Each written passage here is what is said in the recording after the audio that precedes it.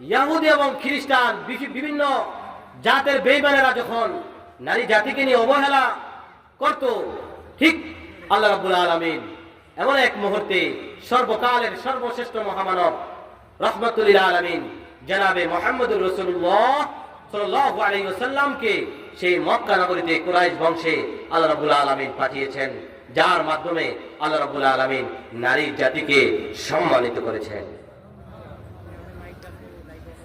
জনাবে মুহাম্মদুর রাসূলুল্লাহ সাল্লাল্লাহু আলাইহি ওয়াসাল্লাম বলেছেন, যার একটা কন্যা সন্তান থাকবে তার জন্য একটি জান্নাত, দুইটি কন্যা সন্তান থাকলে কয়টি জান্নাত? দুইটি জান্নাত। তিনটি কন্যা সন্তান থাকলে তিনটি জান্নাত। নবীজি হাদিসের মধ্যে বলেছেন, যে ব্যক্তির কন্যা সন্তানের বাবা হবে সে যদি কন্যা সন্তান পাওয়ার পরে যদি সুন্দরভাবে লালন পালন করে এবং দ্বীনি শিক্ষা দেয়, কোরআন হাদিসের শিক্ষা দেয়, আল্লাহ রাব্বুল আলামিন ওই বাবার জন্য ওই মার জন্য জান্নাতের ফয়সালা করবেন। নবীজি হাদিসের মধ্যে বলেছেন, এ মুসলমান ভাইরা, দুনিয়ার মধ্যে অনেক সম্পদ আছে, অনেক সম্পদ আছে। সমস্ত সম্পদের মধ্যে শ্রেষ্ঠ সম্পদ হলো আল মারআতুস সালিহা। আল মারআতুস সালিহা, নেককার স্ত্রী হলো দুনিয়ার মধ্যে সর্বশ্রেষ্ঠ সম্পদ। এই নারী জাতির মাধ্যমে, নারী এবং পুরুষের সমন্বয়ে আল্লাহ পাক এই দুনিয়াকে সাজাইছেন। যদি নারী জাতির মাধ্যমেই, নারী জাতি হলো সন্তানকে ধারণ করেছে, দুইজনের মাধ্যমেই আল্লাহ পাক একটা সন্তান দুনিয়ার মধ্যে কি করছেন?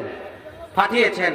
বলেন তো দেখি, আল্লাহ পাক যে নারী জাতিকে যেভাবে বানিয়েছেন, ইসলামের মধ্যে যেভাবে সম্মানিত করেছেন, পৃথিবীর আর কোন ধর্ম, আর কোন মতবাদ, আর কোন ইজম নারী জাতিদেরকে সম্মান দিয়েছে? মুসলমান ভাইয়েরা, নারীদেরকে আল্লাহ রাব্বুল আলামিন চার ভাবে সম্মানিত করেছেন। কয় ভাবে? চার ভাবে। কন্যা হিসেবেও সম্মানিত করেছেন, বোন হিসেবেও সম্মানিত করেছেন, মা হিসেবেও সম্মানিত করেছেন, স্ত্রী হিসেবেও আল্লাহ রাব্বুল আলামিন সম্মানিত করেছেন। এর মধ্যে যে বিষয়টা নিয়ে আমি আলোচনা করব সর্বশেষ, সেই বিষয়টা হচ্ছে ইসলামের মধ্যে একজন নারীকে মা হিসেবে কিভাবে মূল্যায়ন করা হতো, কিভাবে সম্মানিত করা হয়েছে মা হিসেবে, সেই বিষয়টা আমাদের দরকার, জানা দরকার।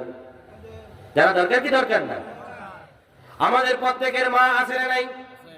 মাকে অপমান করা হয়, অপদস্থ করা হয়, নারীদের মাকে ঘর থেকে বের করে দেওয়া হয় কি হয় না? মুসলমান ভাইয়েরা, আল্লাহ রাব্বুল আলামিন যেখানে তাওহীদের কথা বলেছেন, শিরকে একত্ববাদের কথা বলেছেন, আল্লাহ রাব্বুল আলামিনের একত্ববাদের কথার পাশাপাশি মা বাবার সাথে সদ্ব্যবহার করার জন্য, উত্তম ব্যবহার করার জন্য, নরম ব্যবহার করার জন্য ওই বিষয়টাও আল্লাহ পাক উল্লেখ করেছেন। আল্লাহ রাব্বুল আলামিন সূরা নিসার 36 নম্বর আয়াতে বলেছেন, ওয়া'বুদুল্লাহ, এরে আমার বান্দা বান্দিরা, আল্লাহ পাকের ইবাদত করো, আল্লাহ পাকের ইবাদত করো। ওয়ালা তুশরিকু বিহি শাইআ, আল্লাহ রাব্বুল আলামিনের জাতের সাথে কাউকে শরীক করিও না, কোন বস্তুকে শরীক করিও না, পীরকেও শরীক করিও না, কোন বাবাকেও শরীক করিও না।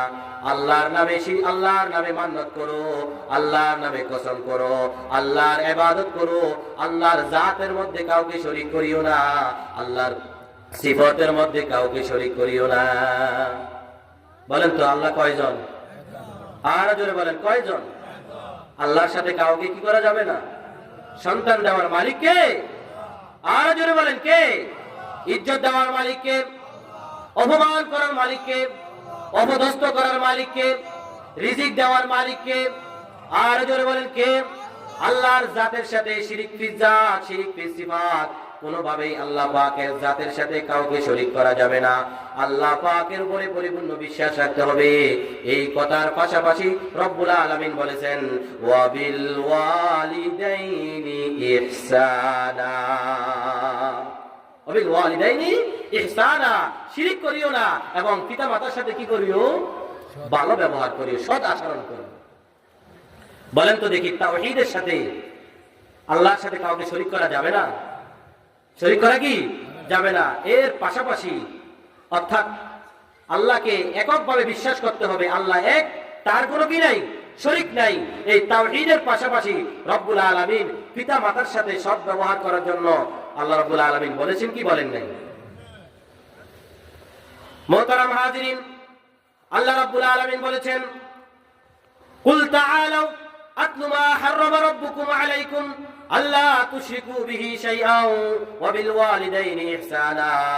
নবী আপনি ঘোষণা দিয়ে দেন, নবী আপনি ঘোষণা দিয়ে দেন, তোমরা আসো আসো, তাআলাউ আসো, আতলু মা হাররামা আলাইকুম আতলু মা হাররামা রাব্বুকুম আলাইকুম, তোমাদের উপরে আল্লাহ রাব্বুল আলামিন যে কাজগুলো হারাম করেছেন এগুলো আমি তেলাওয়াত করে শোনাই।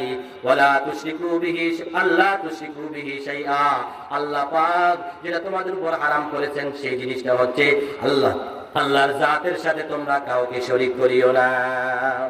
কাউকে কি করিও না? শরীক করিও না, এটা হারাম। ওয়াবিল ওয়ালিদাইনি ইহসানা, পিতা মাতার সাথে কি করিও? সৎ ব্যবহার করো। কি করো ভাই? পিতা মাতার সাথে কি করিও? সৎ ব্যবহার করিও। মা বাবার সাথে সৎ ব্যবহার করতে হবে কি হবে না? ওই মায়ের আলোচনার সাথে বাবার কথাও কি চলে আসছে।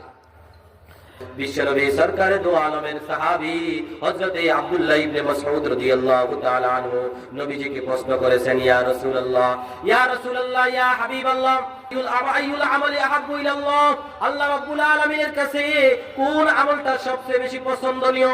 আল্লাহ রাব্বুল আলামিনের কাছে কোন আমলটা পছন্দনীয়? নবীজি আমার বলেছেন, সাহাবীরে তুমি প্রশ্ন করেছো, এবার শুনো। ক্বালা আস-সালাতু আলা ওয়াক্তিহা, এক নম্বর পছন্দনীয় আমল হলো সময় মতো নামাজ আদায় করা। সময় মতো কি করা? নামাজ আদায় করা। সাহাবী আমার আবার প্রশ্ন করলেন, তার মনে তৃপ্তি ভরে নাই। সাহাবী আবারও প্রশ্ন করছেন, আব্দুল্লাহ ইবনে মাসউদ আবারও প্রশ্ন করছেন, সুম্মা আইয়ুন, নবীজি বলেছেন বিররুল ওয়ালিদাইন। সাহাবী দ্বিতীয়বার প্রশ্ন করেছো, তো আল্লাহর কাছে সবচেয়ে পছন্দনীয় আমল কোনটি? আল্লাহ রাসূল বলেছেন বিররুল ওয়ালিদাইন, পছন্দনীয় আমল হলো পিতা মাতার সাথে সৎ ব্যবহার করা। পিতা মাতার সাথে কি করা? সৎ ব্যবহার করা। তারপরও প্রশ্ন করছেন কোন আমলটা উত্তম? তখন নবীজি বলছেন আল জিহাদু ফি সাবিলিল্লাহ, আল্লাহর রাস্তায় কি করা? জিহাদ করা। সর্বশেষ হযরত আব্দুল্লাহ ইবনে আমর ইবনে আস রাদিয়াল্লাহু তাআলা আনহু থেকে বর্ণিত, নবীজি বলেছেন অনেক কবিরা গুনাহ আছে। কবিরা গুনার মধ্যে কিছু কবিরা গুনাহ হলো আল ইশরাকু বিল্লাহ, আল্লাহর জাতের সাথে, আল্লাহর সিফাতের সাথে কি করা? শরীক করা, এটা কবিরা গুনাহ। 2 নম্বর ওয়া উকুকুল ওয়ালিদাইন, পিতা মাতার অবাধ্য হওয়া, পিতা মাতার নাফরমানি করা, পিতা মাতার সাথে খারাপ আচরণ করা, পিতা মাতার অবাধ্য হওয়া, এটা হলো কবিরা গুনাহ। এটা কি ভাই? কবিরা গুনাহ। ওয়াকাতলুন নাফসি, অন্যায়ভাবে কোনো মানুষকে হত্যা করা। ওয়াল ইয়ামিনুল গুমুস, মিথ্যা কসম করা।